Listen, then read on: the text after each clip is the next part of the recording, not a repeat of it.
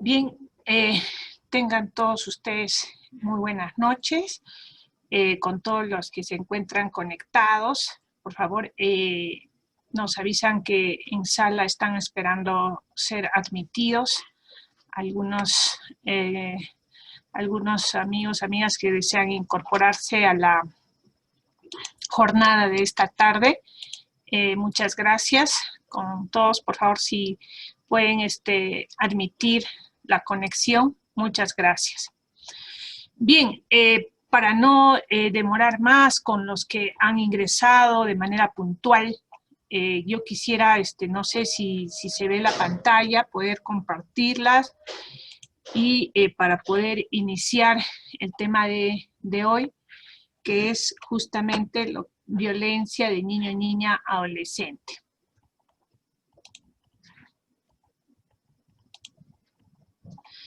Ahí se ve mejor, ¿verdad? Bien, el tema de violencia de niño, niña, adolescente es un tema que es, digamos, para nosotros, es una especialidad dentro de la subespecialidad. ¿Qué quiere decir? Que el abordaje de lo que viene a ser violencia de niños, niñas, adolescentes es un abordaje diferenciado, donde las cosas no son nada fáciles porque tenemos un sistema de intervención en violencia niño, niña, adolescente, por así decirlo, atomizado, que quiere decir que está fragmentado. Y esa fragmentación del sistema de atención de violencia a este grupo vulnerable hace justamente que la intervención del sistema de justicia no sea efectivo o no se cumpla con los objetivos o podamos nosotros incumplir algunos parámetros o algunos criterios. En muchas ocasiones se ve la distorsión de la percepción, porque solemos confundir este tipo de procesos y solemos atender o darle el tratamiento de hechos de violencia para personas adultas, lo cual es totalmente diferenciado. Diferente porque en este proceso, en este tipo de violencia, por este tipo de grupo de personas vulnerables, es la intervención debe ser distinta, los enfoques también son distintos, las normas son distintas, los principios que tenemos nosotros para complementar y para intervenir en casos de violencia niño, niña, adolescente es totalmente diferente. Porque también esto viene a propósito de la influencia normativa que nosotros tenemos en infancia, que viene a ser la Convención sobre los Derechos del Niño, que es el Corpus Juris Internacional, que recoge normas básicas de lo que viene a ser el tema de niño, niña, adolescente. Entonces, es importante tener una mirada diferenciada en el abordaje de casos de violencia de niño, niña, adolescente, y en esta jornada les voy a demostrar las razones y el enfoque por el cual nosotros debemos trabajar una subespecialidad dentro de lo que viene a ser el tema de violencia. Y bien, algunos ya habrán, hemos tenido en muchas ocasiones oportunidad de conversar sobre violencia niño, niña, adolescente.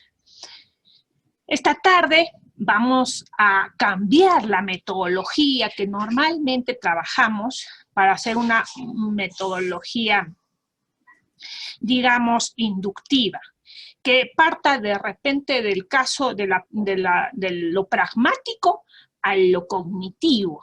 Y eso quizás permita que a partir de un caso concreto ustedes puedan hacerse conjeturas, puedan plantearse algunas ideas y podamos también extraer algún tipo de razonamiento que nos permita dibujar un escenario para nosotros poder incorporarnos a lo que viene a ser la parte informativa o la parte cognitiva. Entonces vamos a, el día de hoy, cambiar la metodología, la estrategia, para hacerlo de la parte pragmática a la parte cognitiva y ver cómo nos va. Bien, yo en principio quería comentarles un caso particular para partir de un caso concreto y podamos ir identificando todas las piezas que tenemos en el sistema de violencia de niño, niña, adolescente. Y recientemente, el 24 de junio de este año, la Corte Interamericana de Derechos Humanos ha emitido un pronunciamiento sobre uno de los casos más relevantes para nosotros en lo que es violencia de niño, niña, adolescente, y en este caso me estoy refiriendo al caso de Paola Guzmán Albarracín versus Ecuador. El pronunciamiento es reciente, así que tenemos actualizada, es la última sentencia en tema de infancia que se ha emitido la Corte, y una sentencia que de alguna manera va a tener ciertas situaciones novedosas y diferenciadas, y que también a lo largo de la narrativa de este caso vamos a nosotros ir encontrando que hay algunas coincidencias con casos emblemáticos que ya la Corte los ha atendido. Entonces, pasamos primero a verificar los hechos de Paola Guzmán Albarracín. Un caso que sucedió en el Ecuador en el año 2002. Paola tenía 14 años y estudiaba justamente en la institución educativa, una institución educativa pública en la ciudad de Ecuador, en el país de Ecuador. Ella tenía problemas, digamos, tanto del entorno familiar como en el entorno educativo, y también el rendimiento escolar de Paola no era quizás muy bueno.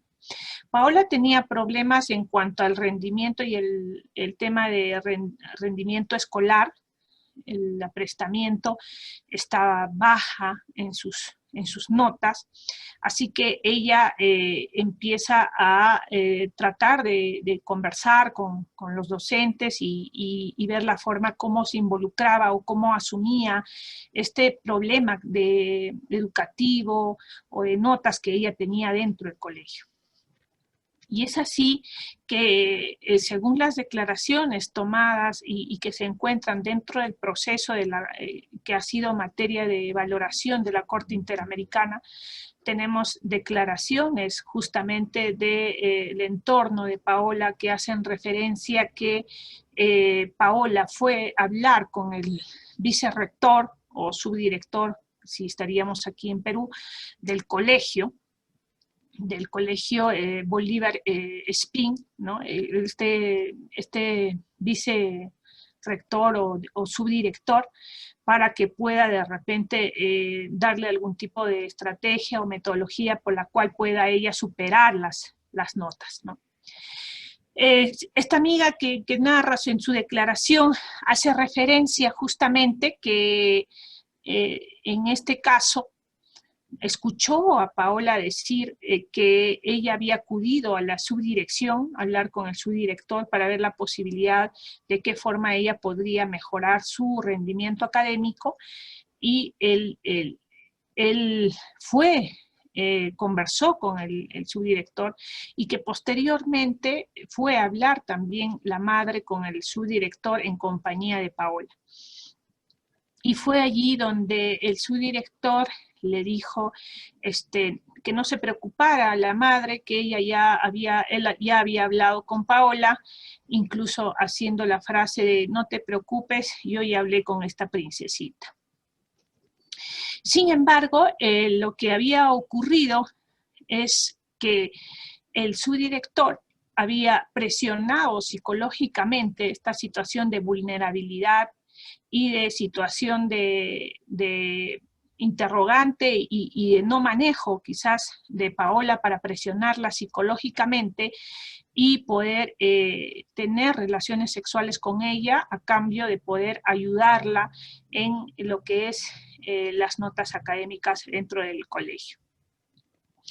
En este caso específicamente, inicia esa relación sexual con el subdirector cuando Paola tenía 14 años. Y fíjense cómo va transcurriendo el tiempo dentro del entorno educativo, que hasta días antes que cumpla 16 años, Paola, quien había modificado su conducta en el entorno familiar, justamente presenta un problema que comenta a sus compañeras, según las declaraciones tomadas algunas de las niñas, que ella se podría encontrar embarazada del subdirector. Ante este hecho, el subdirector, en este caso Eduardo Espín, le ofrece o le otorga o le da o le brinda, le proporciona un monto de dinero para que pueda Paola comprar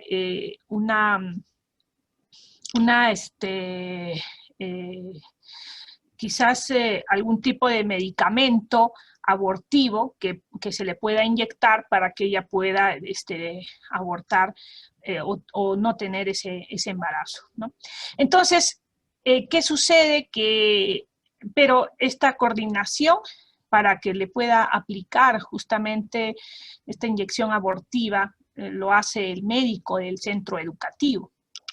Pero el médico del centro educativo, como ya toma conocimiento de los hechos de abuso sexual en el que estaría inmersa Paola y que habría ahí según el médico, una relación. Entonces, lo que el médico hace es toma partido también y propone relaciones sexuales también a Paola para poderle aplicar la inyección abortiva. Entonces, es cuando ese hecho detonante, que al parecer situaciones que no se han probado han hecho que haya indicios de que el subdirector pudiera haber tenido cierta conversación o cierto intercambio de información con el médico del centro educativo, ¿no? Que ha hecho que Paola tome la decisión, ¿no?, de suicidarse ingiriendo como unas cápsulas que en Ecuador le llaman como diablillos. Esas cápsulas son como detonadores, como unos cuetecillos, ¿no?, que son detonadores, y ella se lo ha ingerido para poder acabar con su vida. Luego de haber hecho la ingesta de estas pastillas llamadas diablillos, ella acude al colegio y comenta a sus amigas que había tomado la decisión de suicidarse por la conducta y por la situación en la que se encontraba, y que justamente por esta situación ella empieza a sentirse mal y la llevan al tópico del centro educativo. En el tópico de la institución educativa sucede algo un poco curioso, ¿no? Que fue la tutora, o a la que le podemos decir nosotros en nuestro entorno, la auxiliar, fue la tutora, la auxiliar, a poder ver en el tópico qué es lo que estaba ocurriendo, y lejos de darle las atenciones inmediatas, digamos, a Paola, emergentes, propias de la circunstancia, pues la obligan a rezar para que pueda pedir perdón de todo lo que ella había hecho, ¿no? Y es que muchos de las personas que trabajaban dentro del entorno educativo conocían y sabían de la situación por la cual se encontraba Paola en una relación de acoso sexual con el subdirector. Llamaron a la madre de Paola para que acudiera a la institución educativa. También, según refiere, el subdirector se acercó también al tópico para hablar con Paola, que le preguntó cuál había sido el motivo, que ella no le respondió de manera clara cuál había sido el motivo. Sin embargo, el colegio, fíjense que no traslada de manera inmediata a Paola para recibir los primeros auxilios. Y entonces ahí hay un tiempo de espera que la mamá acuda todavía al colegio y sea la mamá quien traslade a la niña a un centro de salud o a un hospital para que pueda ser intervenida. Recurrieron a un centro de salud, no pudieron hacerle la intervención inmediata y recurrieron a otro centro de salud mucho más grande, entiendo un hospital, para que pueda hacerse la intervención. Y el tiempo ya era tardío y el cuerpo de Paola estaba tremendamente comprometido. De modo tal que en este caso Paola dejó de existir justamente a fines del año 2002 y empiezan a hacerse ya algunas pesquisas a propósito de la necropsia y para poder determinar la causa de la muerte, tanto más que había habido una ingesta de un producto tóxico, ¿no? Y es ahí donde empieza a ya hacer las investigaciones y se empieza a determinar que probablemente Paola pudo estar embarazada de esta persona que era su acosador, el vicedirector o el subdirector del centro educativo. Y con lo que empieza este proceso penal en búsqueda de la sanción que debería tener Eduardo Espín Surtía, vice o subdirector del colegio. Esto en cuanto a los hechos para poder de repente involucrarnos al caso. Cuando la Corte Interamericana toma el caso en concreto, el Estado de Ecuador, fíjense, reconoce ciertos hechos y ciertas situaciones de derecho.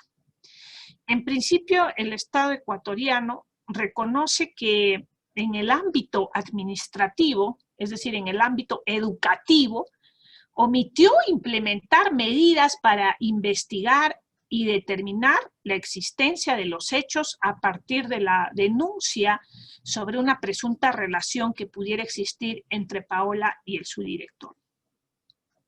Y un segundo hecho que reconoce Ecuador es que no adoptó una política adecuada para prevenir los hechos de violencia sexual en la institución educativa. Es decir, que no habían medidas de prevención dentro del entorno educativo con fines de prevención de violencia y sobre todo de violencia sexual. También Ecuador reconoce justamente que en esa institución educativa, y probablemente también en todas las instituciones educativas, en esa institución educativa no había una ruta de denuncia, investigación y sanción, como tampoco habían medidas de prevención de situaciones de violencia sexual. Y finalmente, Ecuador reconoce que el proceso penal instaurado para identificar y sancionar al responsable no tuvo el logro de un objetivo concreto, porque no pudo determinarse en el fuero interno sobre las conductas denunciadas, si se adecuaban al tipo penal o no, y que las autoridades estatales no realizaron acciones debidas para la localización y captura del imputado. ¿Por qué les comento esto? Porque cuando fallece Paola y se inician las investigaciones, hubieron cambios de fiscal, pero también sucede un hecho de que es increíble encontrar en el proceso la declaración del subdirector, en la que obviamente en enero del 2003, en fines de enero del 2003, se le toma la declaración a este subdirector en el cual desconoce obviamente los hechos y no atribuye a que la causa del suicidio haya sido una presunta relación, porque supuestamente era la estrategia de no reconocerlo quizás, ¿no? Sin embargo, en ese mes se había recibido cantidad de declaraciones y cartas que hacían referencia de que los niños y las niñas, los adolescentes que formaban parte de esa institución educativa, habían sido exhortados, presionados para no declarar sobre la situación que venía ocurriendo en torno a Paola y a su director. El mismo proceder tomaron algunos de los docentes, quienes inventaban excusas y no querían tampoco declarar sobre el contexto que había sobre ese acoso sexual y sobre esa supuesta relación que tenía Paola con el subdirector. Entonces, pero ya cuando piden la detención preliminar en febrero del año 2003 para el subdirector, obviamente el subdirector nunca fue encontrado hasta la fecha. Entonces, claramente, este caso de Paola Guzmán versus Ecuador, podríamos titularlo como un caso denominado víctima de la impunidad. Y es que el Estado ecuatoriano, como muchos de los estados y quizás también el nuestro, no implementó medidas adecuadas, efectivas, para investigar y determinar la existencia de los hechos denunciados y, de ser el caso, sancionar a los responsables. No sé si ustedes se acuerdan del caso Campo Algodonero versus México, que este 14 de noviembre cumple un año más de su emisión. Y si verificamos cuándo fue que esa sentencia se dictó o fue emitida por la Corte Interamericana de Derechos Humanos, pues vamos a contar aproximadamente 12 años desde su emisión.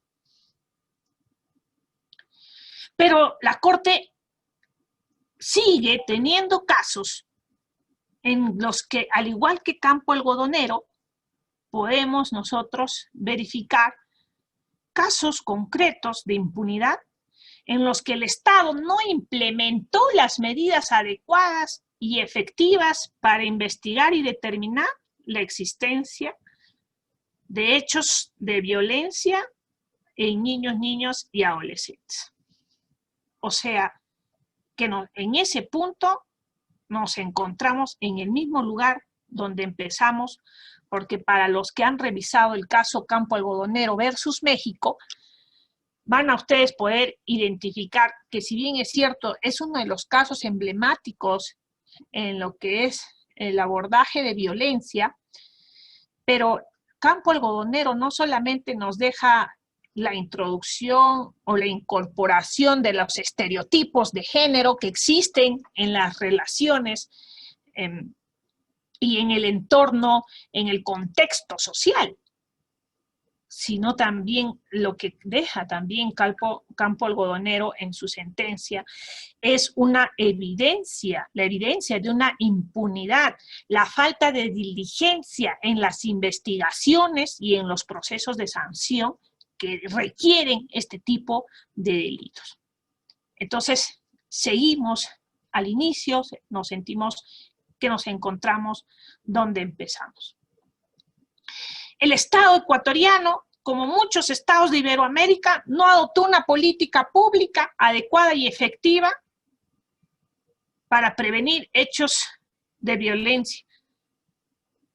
Y esta sentencia, que yo les invito a ustedes puedan revisar, esta sentencia es la primera sentencia en la que ustedes van a encontrar que la Corte se pronuncie sobre violencia en relaciones de responsabilidad, confianza y poder. En esas relaciones asimétricas de poder que se encuentran los y las niñas. Y es una de las primeras, es la primera sentencia en la que la Corte tiene oportunidad de visibilizar e intervenir y atender un caso de violencia dentro del entorno educativo. Un abuso sexual grave, dramático, y podríamos decir el peor hecho de violencia que puede soportar una persona. El Estado ecuatoriano, fíjense lo enigmático, lo curioso, lo escéptico que puede ser, es que haya tenido que reconocer su falta de diligencia, su falta de medida adecuada, la falta de rutas de atención en este tipo de casos. Pero Ecuador nos deja un mal sabor en este caso y nos dice que este caso fue un típico caso de no tener medidas de prevención para el acoso sexual que un subdirector pudo haber ejercido. Y para Ecuador, el caso de Paola Guzmán era un típico caso de acoso sexual y de seducción, en el que a través de engaños el director obtuvo el consentimiento de su víctima para tener relaciones sexuales. A ojos de Ecuador fue así el caso. Pero en realidad ese caso de Paola Guzmán, a ojos de un enfoque de infancia, teniendo claro las normas de la Convención, tanto sobre los derechos del niño y la Convención Belén do Pará, en este caso, y tal como fue planteado, y también la Corte lo ha reconocido así, no solamente hubo abuso sexual en su máxima expresión, sino que el Estado ecuatoriano fue declarado responsable por la comisión de actos de tortura y por la violación de los derechos de la libertad personal, la libertad de pensamiento, la libertad de expresión. Es decir, que para la Corte Interamericana de Derechos Humanos, no fue un caso de acoso sexual, ni de seducción a una menor. Este fue un caso en el que por la constancia, por la forma, cómo fue llevado a cabo y perpetrado, ha sido configurado como actos de tortura. Presión psicológica constante que alguien haciendo ejercicio de su poder sobre la otra persona vulnerable cometió la lesión, el abuso, el perjuicio, incluso incitando la muerte. Porque las relaciones sexuales que Paola tuvo con el subdirector no fueron de una vez. Estamos hablando que los hechos de violencia dentro del entorno educativo ocurrieron cuando Paola tenía 14 años y tuvieron su desenlace a su fallecimiento al cumplir los 16 años. Es decir, aproximadamente 2 años de abuso sexual, de sometimiento a la víctima, de presión psicológica, ¿no?, de subordinación que tuvo Paola en este contexto de violencia. Entonces, ahí evidentemente comparamos con el caso Campo Algodonero versus México. Y nuevamente nos encontramos frente a una falta de diligencia de las autoridades estatales. Porque cuando se encontraba presente y estaba en el proceso inicial, se tomó hasta la declaración del agresor. Pero a fines de febrero del año 2003, tardíamente, se pretende dar una orden de detención cuando ya el agresor había fugado. Y ha hecho que este proceso no encuentra a su responsable. porque el agresor no fue encontrado y el proceso penal fue concluido con una prescripción de la acción.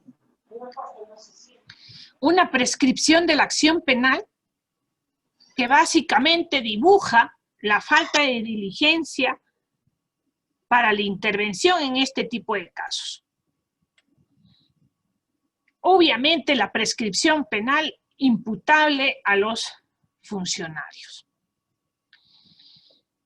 Entonces, en cuanto al derecho, este caso nos señala que hubo una falta de adopción de medidas de prevención general y específica para atender los casos de violencia sexual en entorno educativo. La falta de actuación con diligencia debida en la realización de las investigaciones administrativas y judiciales. Es cierto que el profesor, el subdirector, fue separado de la institución educativa, pero ¿después de cuánto tiempo? Después de que tenemos una víctima ya fallecida por un tema de suicidio, ¿cuánto tiempo duró ese abuso sexual? Que dicho sea de paso, fue de conocimiento de todo el entorno educativo. Entonces, el Estado incumplió en su deber de adoptar medidas para la prevención y tratamiento de los actos de violencia sexual. Y a criterio de la Corte, el reconocimiento que haya podido hacer el Estado ecuatoriano en relación a sus obligaciones contenidas en la Convención, hace que se dibuje justamente una falta de actuación diligente. Entonces, este caso de Paola Guzmán nos deja algunos detalles, por ejemplo, la falta de rigurosidad científica de la autopsia psicológica practicada a Paola Guzmán. Paola no había sido la única estudiante con la que el vicerrector o el subdirector había tenido acercamientos de similar índole. Es más, Paola deja 3 cartas. Y en una de las cartas hace referencia de que el director había tenido un mal proceder, ¿no?, al tener relaciones con otras personas, bajo su contexto y su percepción de víctima. Una víctima que asimila el abuso como una relación. Y aquí lo más indignante es que habían diversas personas vinculadas al colegio, no solamente desde el vigilante, el auxiliar, el propio director, quien exhorta a los profesores a apoyar al subdirector en el proceso de investigación penal. Todas estas personas del entorno educativo sabían sobre las relaciones sexuales que el subdirector tenía con Paola. Paola, de 14 años, y el subdirector, de 62. Esta situación había alcanzado un amplio grado de conocimiento en la institución educativa. Es decir, era de vox populi dicha situación. ¿Y aquí qué evidenciamos?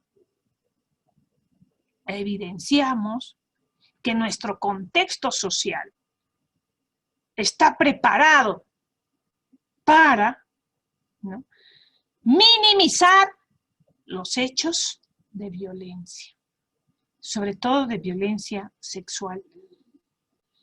Y obviamente, este caso nos va a presentar muchas cuestiones, tanto como la falta de debida diligencia en la etapa administrativa y judicial para sancionar a los responsables, sino que también, en este caso, ocurrió una situación un poco compleja, porque a partir del suicidio de Paola, la prensa la prensa sin escrúpulos empieza a hacer o a brindar información estigmatizada sobre una supuesta relación sentimental que una niña de 14 años, bajo su percepción de ellos, pudo tener con el subdirector de 62.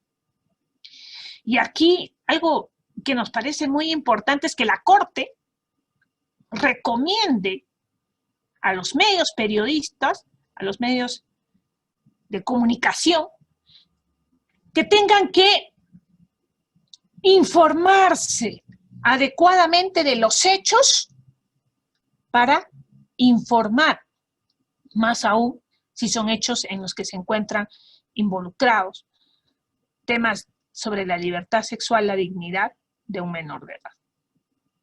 Y que se tenga en cuenta en esas comunicaciones y en esa información los derechos que tiene la víctima, aún así se encuentre fallecida.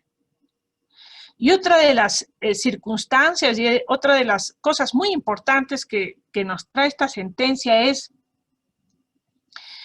sobre los derechos sexuales reproductivos. Nuevamente lo pone en agenda.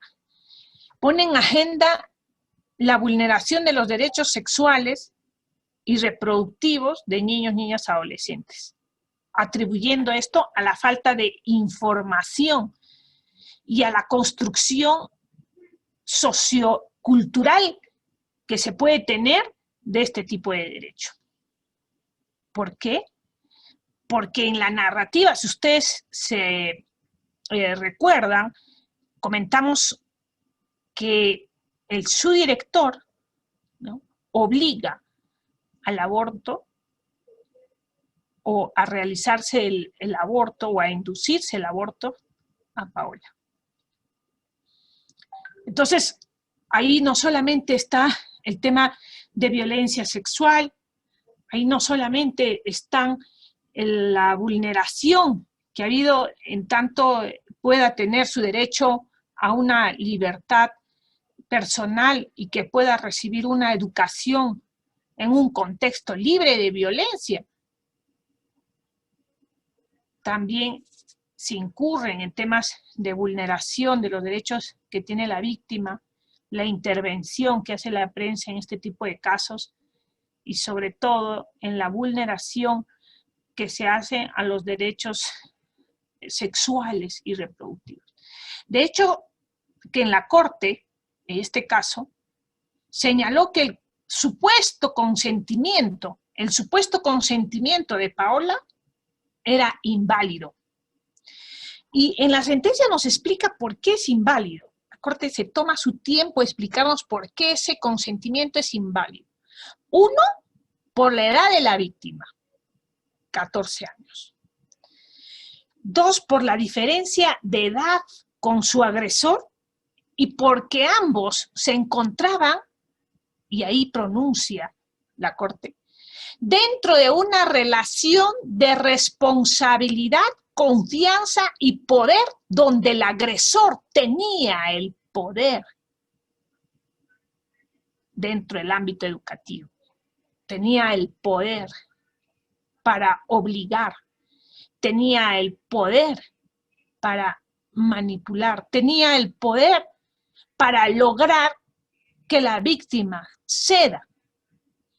Entonces, de ninguna manera podemos hablar de un acoso sexual, de una seducción, sino, como dice la Corte, de un caso de abuso sexual que cometió no solamente el director, sino que también cometió el médico del centro educativo.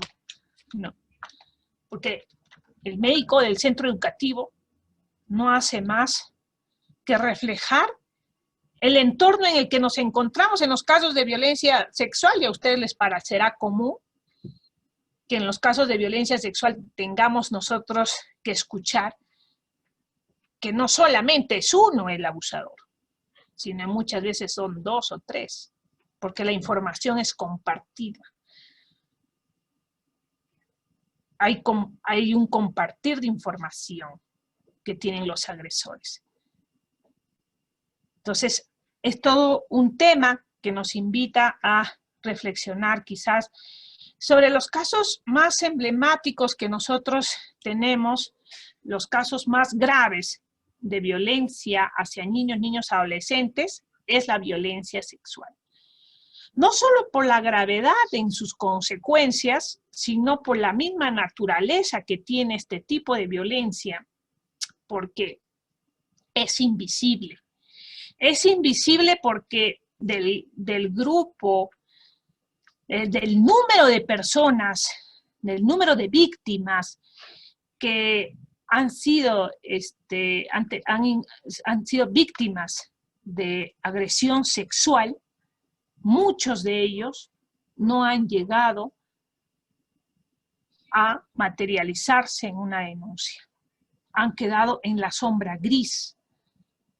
En la sombra gris porque son relaciones sexuales a veces no deseadas, pero quizás aceptadas, con presión, con chantajes, con amenazas.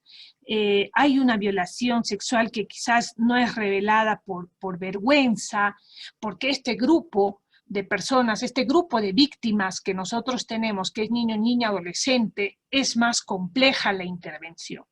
¿Por qué es más compleja? Porque este tipo de víctimas se encuentran dentro de la relación asimétrica o desigual de responsabilidad, confianza y poder, donde el niño, niña, adolescente depende del adulto para su sobrevivencia, su propia sobrevivencia. Y también otros son los casos en los que nosotros encontramos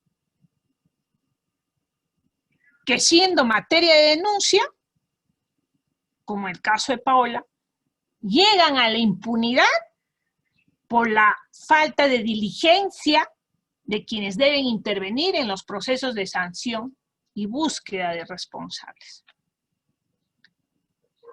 ¿Para qué instauramos un proceso penal sobre abuso sexual a menores si no vamos a encontrar o no vamos a lograr llegar a determinar la responsabilidad del agente infractor y por ende aplicar la sanción? ¿Cuál es el objetivo? Hablamos de que es necesario que se inicien procesos, pero que tengan un resultado, que nos lleven a un resultado.